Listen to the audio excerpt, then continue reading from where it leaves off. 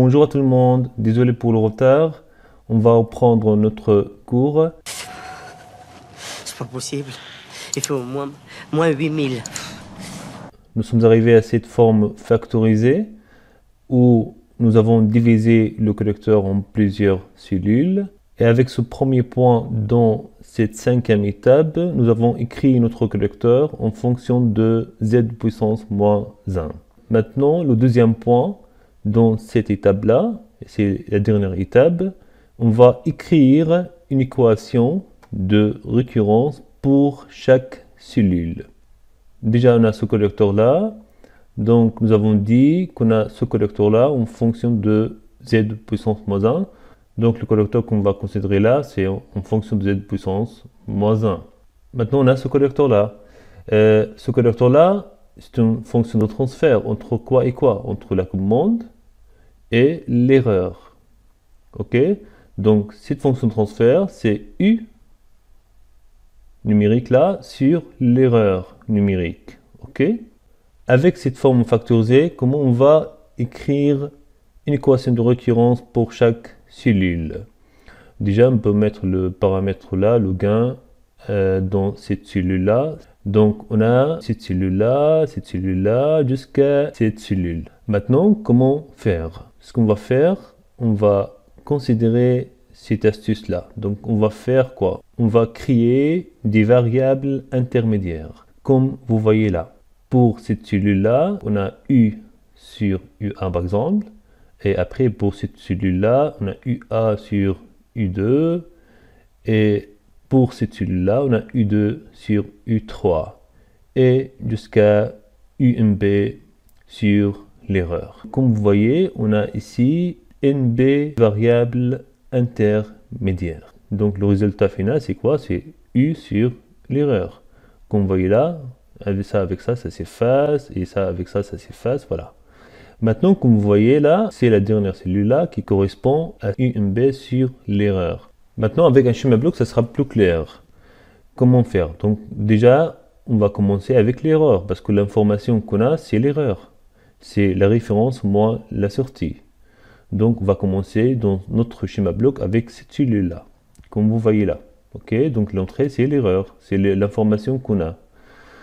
Et avec l'erreur, avec cette petite cellule-là, on obtient quoi? On obtient UMB. Et on continue. Si on a plusieurs cellules, comme vous voyez là, on a cette variable intermédiaire U3, et ça donne U2, en considérant cette cellule-là, et ainsi de suite, jusqu'à arriver à la valeur U, où la dernière cellule dans ce schéma bloc, c'est l'intégrateur. Ok? Prendre un exemple avec un certain nombre de cellules, ça sera mieux pour comprendre l'astuce. Si je prends ce collecteur-là, donc on a cette cellule-là, c'est l'intégrateur, on a cette cellule-là et cette cellule-là. Comme vous voyez, MB égale 3. Donc on a vraiment 3 variables intermédiaires. Donc on a pour l'intégrateur, on a U sur UA, après pour cette cellule-là, UA sur U2, et pour cette cellule-là, U2 sur U3. Pour cette cellule-là, on a U3 sur l'erreur. Donc, avec le schéma bloc, on va commencer avec cette cellule-là, la dernière cellule. Pourquoi? Parce on va commencer avec l'erreur. Donc, on met cette cellule-là, après la cellule qui est avant là, et cette cellule-là, là, et l'intégrateur, c'est la dernière cellule. Comme vous voyez, l'erreur, elle a donné U3, donc c'est cellule-là, c'est quoi cette cellule-là? C'est U3 sur l'erreur, U3 sur l'erreur. Et cette cellule-là, c'est quoi? C'est U2 sur U3. Et cette cellule-là, c'est quoi? C'est UA sur U2. Et cette cellule-là, c'est quoi? C'est U sur UA. Donc, avec l'erreur, on va arriver à la commande U, mais avec des variables intermédiaires. On prend un exemple numérique. Comme vous voyez là, on a l'intégrateur, on a cette cellule-là et cette cellule-là. Et avec notre schéma bloc, on va commencer avec cette cellule-là. Après, on va mettre cette cellule-là et l'intégrateur, c'est la dernière cellule dans notre schéma bloc. Comme on a dit, donc on a l'entrée, c'est l'erreur, c'est l'information qu'on a. Et on va obtenir au final U. Comment on va mettre les variables intermédiaires? On met ici UA, après on met ici U2. Ok? Vraiment, on a deux variables intermédiaires. Comme ça sera plus clair avec le schéma bloc. Donc on met les cellules, après on met ici au début l'erreur et au final U, après on met les variables intermédiaires. Maintenant on va écrire l'équation de récurrence pour chaque cellule. On commence avec cette cellule-là, parce qu'on connaît déjà l'erreur. Donc on a U2 sur l'erreur égale à cette fonction de transfert. Donc avec un produit en croix, on peut trouver l'équation de récurrence correspondante, où on va obtenir U2 à l'instant t, où t égale quoi?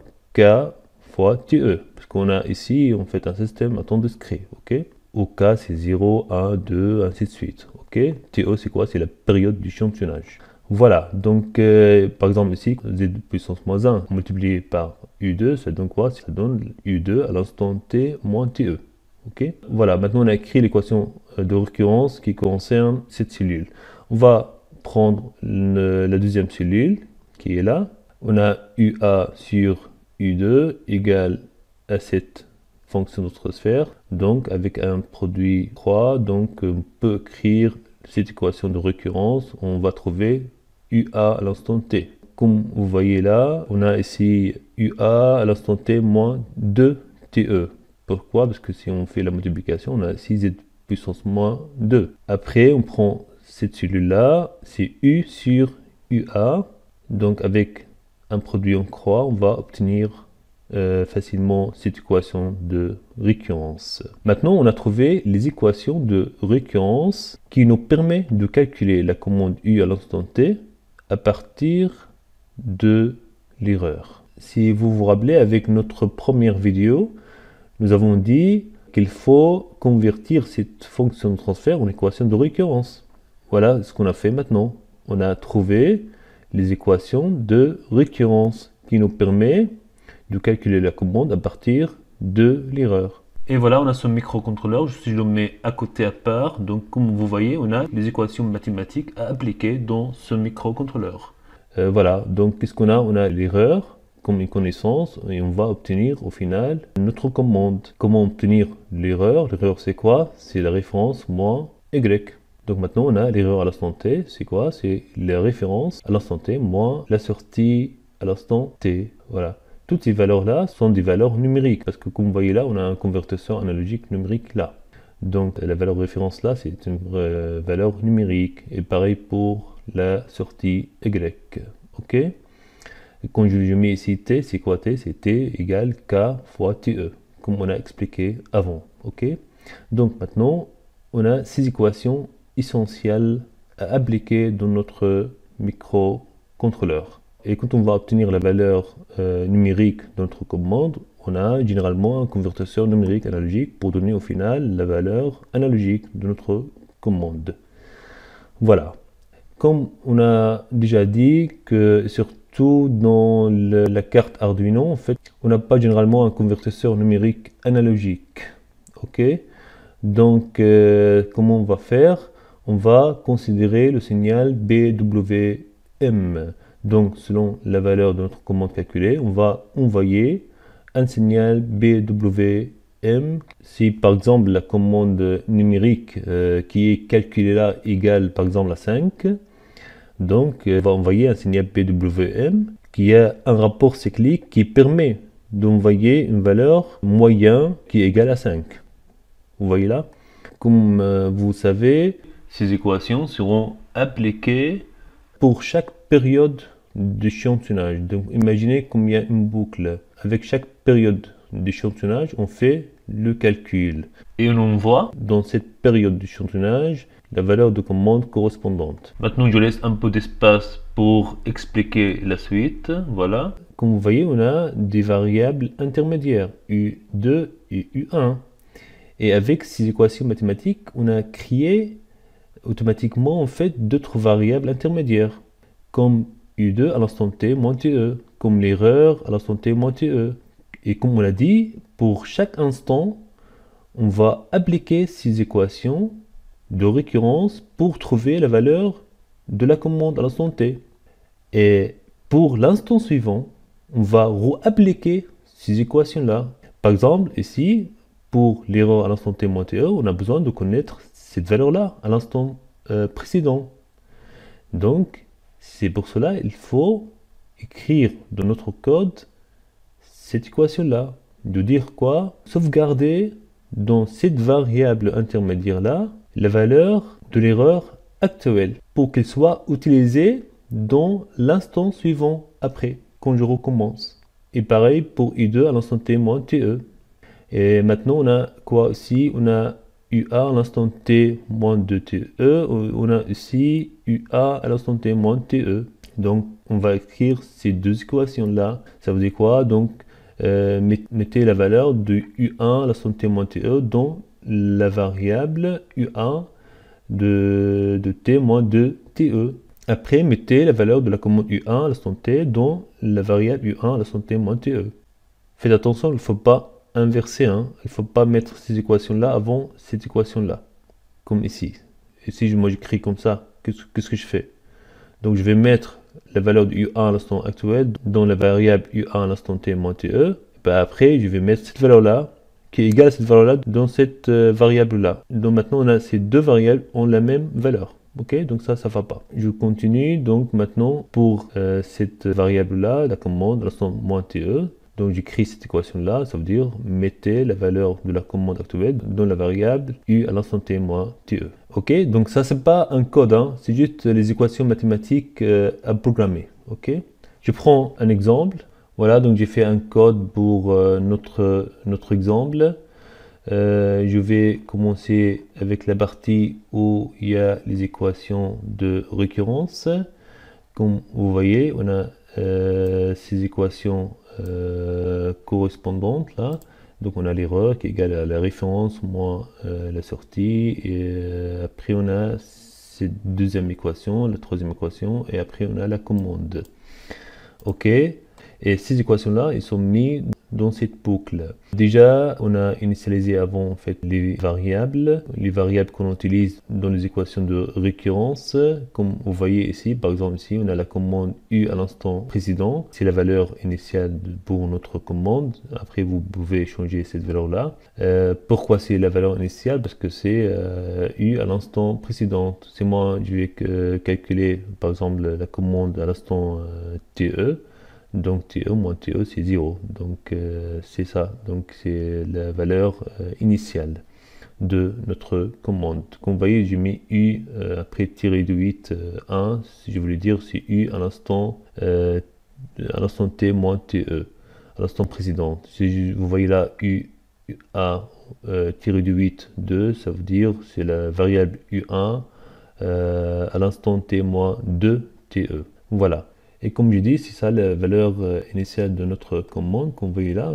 C'est U égale U à l'instant précédent plus 4 fois U1. Si moi je vais calculer la commande U à l'instant TE là, donc à l'instant précédent c'est quoi? TE moins TE, c'est 0. C'est ça notre commande initiale, ok, qui est là. Voilà, donc je ne veux pas entrer dans les détails, après je vous laisse vous-même chercher là-dedans. Pour moi, le plus important c'est que je vous donne la méthode pour arriver aux équations de récurrence. Après, vous avez la méthode que vous voulez pour programmer le code. Ok, je vais expliquer quelque chose. Aussi, on a mis les équations de récurrence dans notre boucle.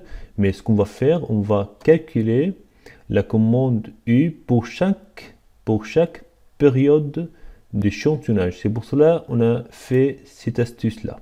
Je vais expliquer ça après. Ok, quelque chose à dire pour l'acquisition des entrées analogiques. Supposer qu'on a un convertisseur analogique numérique 10 bits, hein. Donc on a un nombre de bits entre 0 et 1023, 1024. Supposer qu'on a en fait branché notre mesure dans l'entrée analogique 0, hein.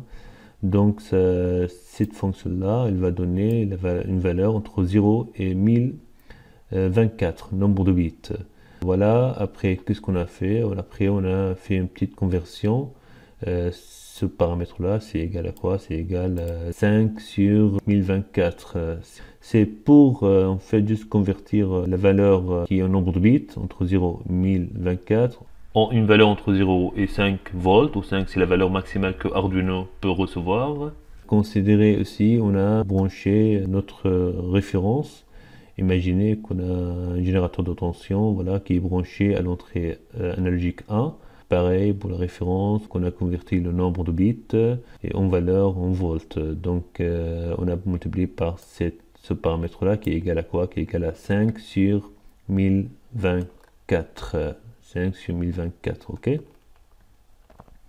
Donc maintenant on a les valeurs numériques pour Y et pour référence, ok? On applique les équations de récurrence, hein. Après, comme j'ai déjà expliqué, il faut mettre ces équations-là pour les variables aux instants précédents, comme j'ai déjà expliqué. Donc maintenant on a calculé la commande U. Donc ce qu'on va faire, on va saturer notre commande entre 0 et 5 volts. Après on va appliquer notre commande comme un signal BWM. Supposer qu'on a pour PWM on a 8 bits, donc on a un nombre de bits entre 0 et 255. Voilà, donc supposer qu'on a utilisé la sortie 6. Ce qu'on a fait maintenant, on a converti la valeur en volts et en nombre de bits. Donc les valeurs là, ça doit être entre 0 et 255. Voilà, après on va faire aussi la saturation de nouveau, mais je pense c'est pas la peine parce qu'on a déjà saturé notre commande. Voilà, donc il faut pas que la sortie dépasse 255 ni moins de 0. Après on va envoyer notre signal BWM selon son nombre de bits, ok? Donc maintenant on a envoyé notre signal BWM qui donne la valeur moyenne U. Ok, U, la commande qu'on a déjà calculée. Je reviens pour expliquer seulement cette astuce-là. Donc, avant de revenir sur notre PowerPoint, juste, je vais dire que vous avez la possibilité ou la méthode que vous voulez pour appliquer les équations de récurrence. Juste, il faut savoir que pour chaque période d'échantillonnage, vous faites un calcul. Voilà. Après, vous avez la méthode que vous voulez. Maintenant, si vous utilisez un microcontrôleur où il a un convertisseur numérique analogique, donc c'est pas la peine d'envoyer un signal PWM par exemple. Ok. Voilà, je reviens sur notre astuce là que vous avez trouvé dans le code. La valeur initiale pour InTime qui est égale à la période d'échantillonnage 10 millisecondes, ça veut dire 10 000 microsecondes. Pourquoi on a fait cette astuce là? Je vais expliquer. Donc on a initialisé notre variable InTime à la valeur 10 000 microsecondes. Donc imaginez à l'instant t égale 0. Donc la fonction micro qui donne le temps écoulé en microsecondes, ça donne 0 et on a la commande 0. Après, donc on est toujours dans cette boucle là, donc la fonction va continuer à donner des valeurs. Vous imaginez on est arrivé à la valeur 1000 microsecondes. Et cette valeur-là, ça reste toujours la même valeur. Donc, il va poser la question, est-ce que InTime elle est inférieure de cette valeur-là? Il va dire non. Donc, il ne va pas faire le calcul, les instructions, les équations de récurrence là. Donc, il ne va rien calculer, toujours U égale 0. Maintenant, imaginez qu'on est arrivé à cet instant-là, 10 001 microsecondes. Donc, il va poser la question maintenant, est-ce que InTime elle est inférieure de cette valeur-là? Il va dire oui. Dans ce cas-là, il va faire quoi? Il va faire les instructions du calcul, il va calculer la commande, tac, il va calculer une valeur. Donc c'est la valeur U à l'instant TE. Et en même temps, en fait, on va ajouter 10 000 microsecondes au paramètre InTime. Donc 10 000 microsecondes plus 10 000 microsecondes, ça donne quoi? Ça donne 20 000 microsecondes. La fonction va continuer à donner le temps écoulé en microsecondes. Il va reposer de nouveau la question, est-ce que InTime est inférieur de cette valeur-là? Il va dire non. Donc il ne va rien calculer. Donc toujours, il va donner la même valeur dans cette période d'échantillonnage. Donc toujours la même valeur. Il va continuer. Il va reposer la question, est-ce que InTime est inférieur ou pas? Donc on va dire non. Il ne va rien calculer. Il ne va rien calculer de nouveau. Donc on est toujours dans cette période d'échantillonnage. On a toujours cette valeur-là. Et on continue. Supposez maintenant on est arrivé à cette valeur-là. On va reposer la question, est-ce que cette valeur-là, InTime, est inférieure de cette valeur-là? Il va dire oui. Donc il va recalculer de nouveau. Il va réappliquer les équations de récurrence.